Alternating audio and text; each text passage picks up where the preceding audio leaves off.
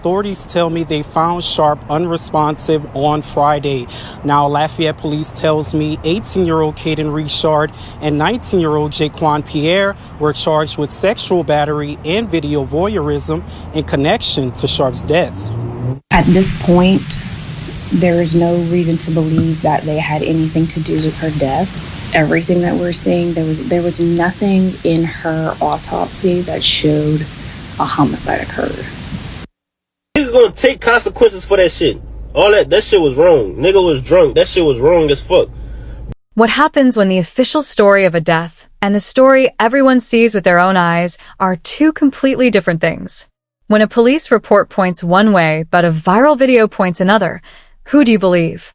And in the quiet, painful aftermath of a tragedy, what does justice even look like? Welcome to True Crime Unraveled. To our incredible community on YouTube, Facebook, and TikTok, thank you. We see your comments, we read every single one, and we are constantly amazed by your insight and engagement. You are the heart of this channel. Please keep the conversation going. Tonight, we're pulling apart a case that is as complex as it is devastating. A case that forces us to ask, in the modern world, can a crime be solved and yet remain a complete mystery? Our story begins, as so many do, with a promise. It was Friday, November 1st, 2024. Gabriella Sharp, an 18-year-old senior at Acadiana High School in Lafayette, Louisiana, was full of the kind of light that makes you believe in the future. She wasn't just a name, she was a person. A young woman with a specific, beautiful dream, to become a beautician. Her friends and family said she had a smile that could stop traffic, a laugh that filled a room. She practiced hairstyles on her friends. She worked as a trusted babysitter. She was involved in her church. She was, by all accounts, the kind of kid any community would be proud of. But to understand the profound depth of this loss, you have to understand the history of the Sharp family. Years before Gabriella's prom, before she even started high school, her family was already intimately acquainted with a kind of pain most of us can only imagine. They lost their youngest son, Gabriella's little brother, to a brutal fight with cancer. He was just 5 years old. Think about that for a second. A family having to say goodbye to a child, to a little boy with his whole life ahead of him. That kind of loss leaves a permanent mark. It makes you hold on to the ones you have left just a little tighter. For Gabriella's mother, her daughter was not just her child. She was a testament to survival, a beacon of hope after an unimaginable storm.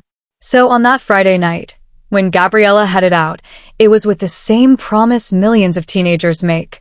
I'll be home soon. It was supposed to be a night of celebration. But the timeline of that night is a string of moments that lead to a heartbreaking conclusion. We know she was downtown Lafayette with friends. We know the night involved a party. And we know that at some point, Gabriella and a friend met two young men, 18-year-old Caden Richard and 19-year-old Jaquan Pierre. The group ended up back at the boys' residence.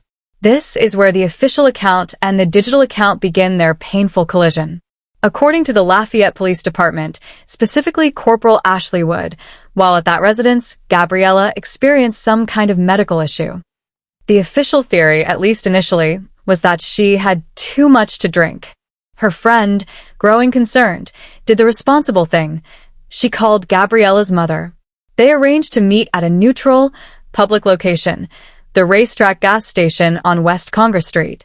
It was there, in that brightly lit, mundane space, that the unthinkable became reality. When Gabriella's mother arrived, around 3:40 a.m., she wasn't greeting a sick daughter.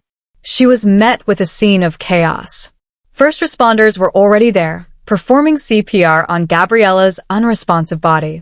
Paramedics worked desperately, but their efforts were in vain. Gabriella Sharp was pronounced dead right there, on the cold concrete of the gas station. And this is where the first official chapter of the story was written. The initial police response, based on the early evidence, was not that of a homicide.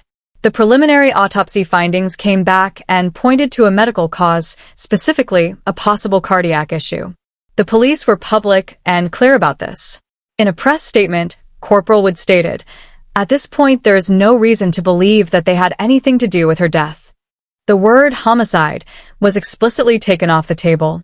For the world, and for the system, this was a tragic, sudden health tragedy. A young woman's heart had simply stopped. But while the coroner's report was being finalized, a very different kind of evidence was making the rounds. A video, shared and reshared across Instagram and other platforms, began to tell another story. A much darker one. Lafayette police confirmed its existence and its significance. The video, they said, was shot by Jaquan Pierre. In it, he's reportedly showing off his watch, but the camera pans to a scene that is anything but a celebration. It shows Gabriella Sharp, blurred in the versions released to the public but clear to investigators, slumped over and completely unconscious on a bed. And in that same video, Caden Richard is seen, allegedly touching her private areas. The police description was chillingly matter-of-fact. At that point, obviously, she's not coherent. Let that sink in. While this young woman was in a vulnerable, incapacitated state, someone was filming her, and someone else was allegedly assaulting her. The charges that would later be filed stemmed directly from this video. Video voyeurism for Pierre, for illegally recording someone in a private moment where they have an expectation of privacy, and sexual battery for Richard, for non-consensual sexual contact.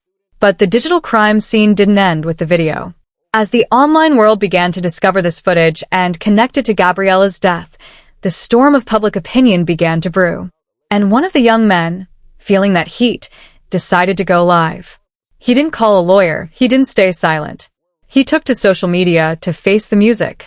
His live stream was a jarring mix of admission and defiance. "I'ma take consequences for that shit," he said. This shit was wrong, that shit was wrong as F. He acknowledged the situation was messed up.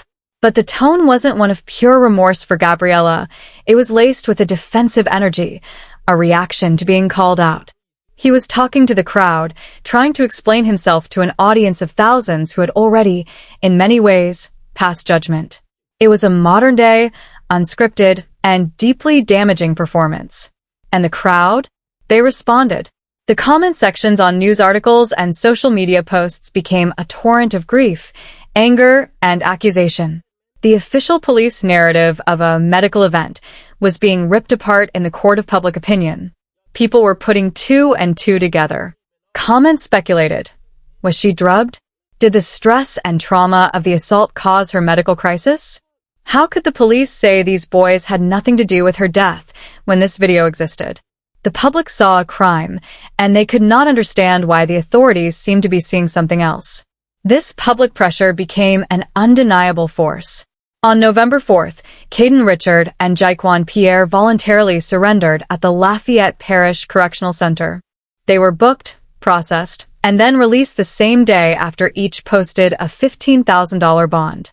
So, we are left with a series of stark, uncomfortable contradictions. A death ruled a medical event, but 2 arrests for serious crimes that occurred just before that death. A family, already shattered by the loss of one child, now burying a second, with no clear answers about accountability. A community looking at a toxicology report that is still pending, wondering if it will provide the missing link. What is the truth of Gabriella Sharp's final hours?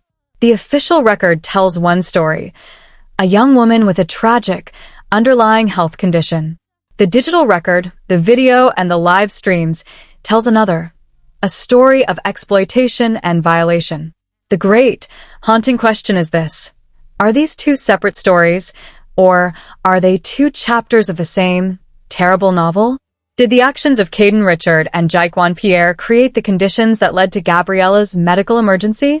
Even if they didn't physically kill her, does their conduct while she was helpless bear a moral responsibility for what followed? And in the eyes of the law, where does that leave us? This is the complicated, painful heart of the case.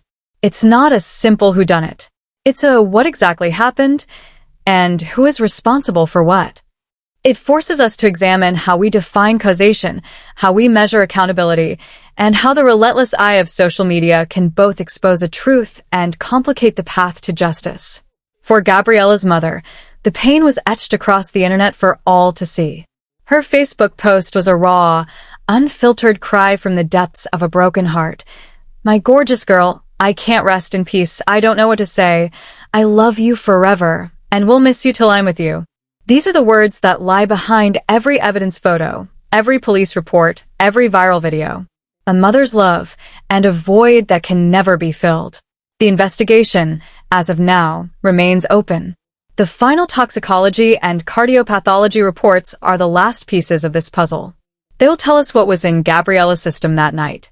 They might finally answer the question of whether this was a purely natural tragedy or a tragedy set into motion by the actions of others. So, we turn it over to you, the true crime unraveled community. This is a case with more questions than answers. What is your take? Does the digital evidence in this case paint a clearer picture of guilt than the official medical findings? How do we, as a society, navigate these situations where the court of public opinion and the court of law seem to be at odds? We read every single comment, so please share your thoughts below. If this deep dive into the complex, layered tragedy of Gabriella Sharp has captivated you, please help us keep unraveling these stories. Hit that like button, it genuinely helps our channel grow. To make sure you never miss an upload, subscribe to True Crime Unraveled on YouTube or follow True Crime Unraveled TV on Facebook and TikTok. And turn on those notifications. Your engagement is what fuels this channel. Thank you for watching, for thinking, and for being a part of this community. Until next time. Nigga gonna take consequences for that shit. All that shit was wrong. Nigga was drunk. That shit was wrong as fuck. But as in for y'all saying nigga rape and all that, man, nigga don't do that. Nigga don't play like that, bro. The fuck? Don't play like that. Y'all get on the Instagram, oh, this nigga rape and all that. When you see him cut his hand off, bitch, come, man, what you would come try to even touch me? The fuck? You dumb? Why would you even try to fucking touch me?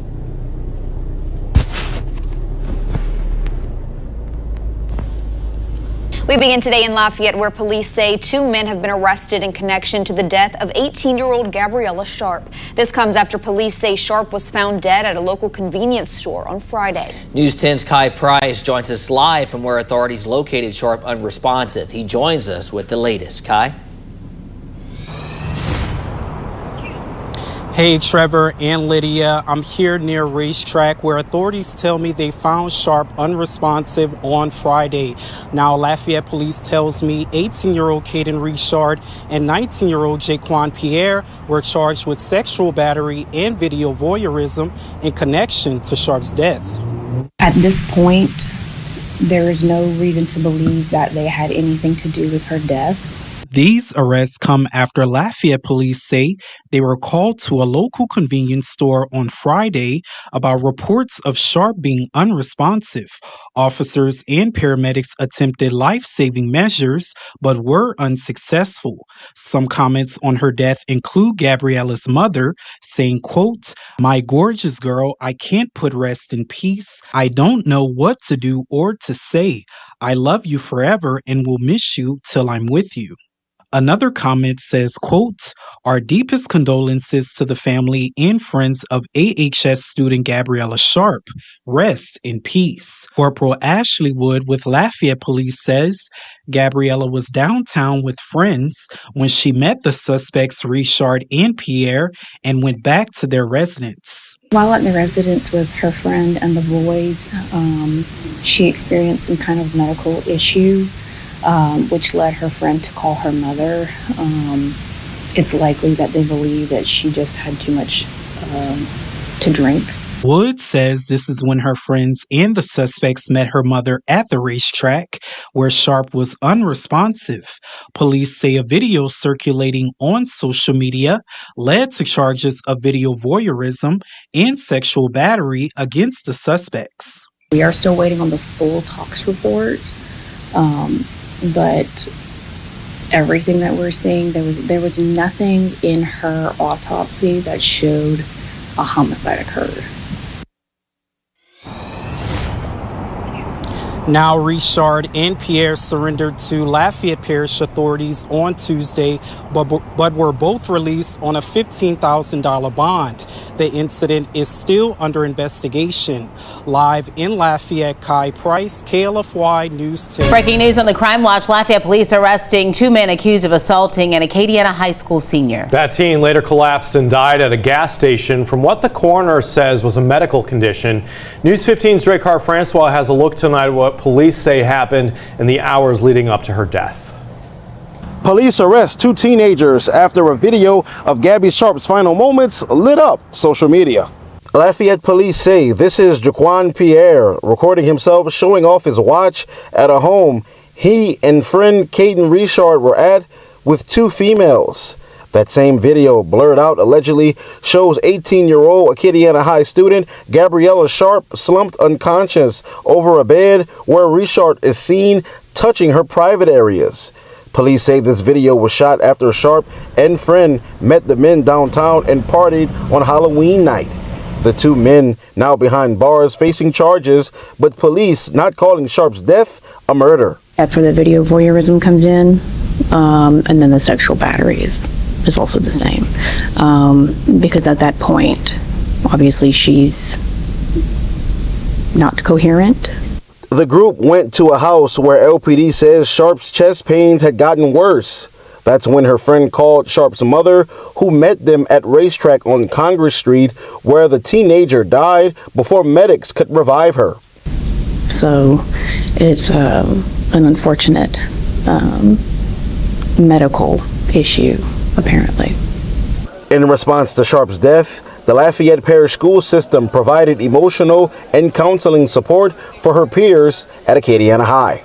It's very beneficial, especially because when they're in school and they're trying to learn math and English, if they are emotionally disturbed at the moment, it's going to be very hard for them to focus.